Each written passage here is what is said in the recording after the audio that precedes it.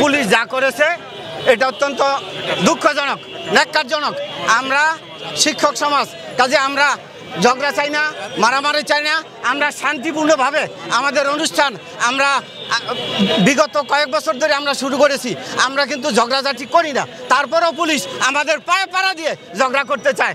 আমরা যে পুলিশ আমাদের সাথে এই দুঃখজনক ন্যাক্কারজনক আচরণ করেছে, আমরা আশা করব পুলিশ বুঝতে পারবে আমরা তাদের শত্রু না। পুলিশের ছেলে মেয়ে আমাদের লেখাপড়া করে, আমরা তাদের শিক্ষক। পুলিশেরও ছেলে মেয়ে আছে, নিশ্চয়ই আছে, তাদের ছেলেমেয়েরা আমরাই তাদের পড়াশোনা করাই। অতএব আমরা অনুরোধ করব পুলিশ ভাইয়েরা যেন আমাদের সাথে এই পায়ে পাড়া দিয়ে ঝগড়া করতে না আসেন, আমাদের কাউকে যেন অ্যারেস্ট না করেন। আর যাকে অ্যারেস্ট করেছেন দয়া করে আমরা দাবি জানাচ্ছি তাদেরকে অতি সত্বর ছেড়ে দিন। আর বর্তমান সরকার যারা আছে তাদের কাছে অনুরোধ, পায়তারা করবেন না, বোকাবাজি বেশি দিন চলে না।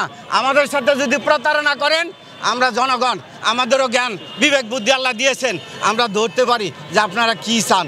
আমরা চাই আমাদের ন্যায্য দাবি 20% যেটা ওয়াদা করেছেন, সেই 20% বাড়ি ভাড়া এবং 1500 টাকা চিকিৎসা ভাতা, এটা অতি সত্বর ঘোষণা দিন।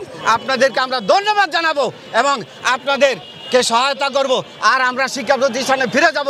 আমরা ছেলেমেয়েদের ভালো করে লেখাপড়া করাইয়া আমরা ভালো রেজাল্ট করব। বাংলাদেশকে শিক্ষিত রাষ্ট্র হিসাবে আমরাই গড়ে তুলব। কারণ শিক্ষকরা জাতির মেরুদণ্ড, আমরা এটা ভুলি নাই, আমাদের মাথায় আমাদের ব্রেনে এটা নিশ্চয় আছে। অতএব আরেকবার অনুরোধ, বর্তমান সরকারের প্রধান উপদেষ্টা ডক্টর ইউনূস সাহেব, হ্যাঁ, আপনি কিন্তু চিরদিন থাকবেন না, আমরাও থাকবো না, কিন্তু আপনি যদি যে ওয়াদা আমাদের সাথে করা হয়েছে এটা অতি সত্বর বাস্তবায়ন করেন, তাহলে আমরা আপনাকে ধন্যবাদ জানাবো। আপনাকে অশেষ এই সমস্ত শিক্ষক সমাজ আপনাকে ধন্যবাদ জানাবে।